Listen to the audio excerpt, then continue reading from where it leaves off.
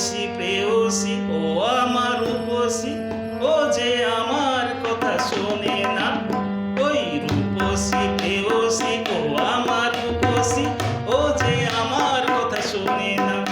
ও যে বড় লোকের মেয়ে, ও বড় আদরের, ও বড় লোকের মেয়ে, ও বড় আদরের।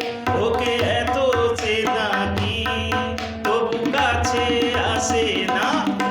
ওই রূপসী প্রেয়সী ও আমার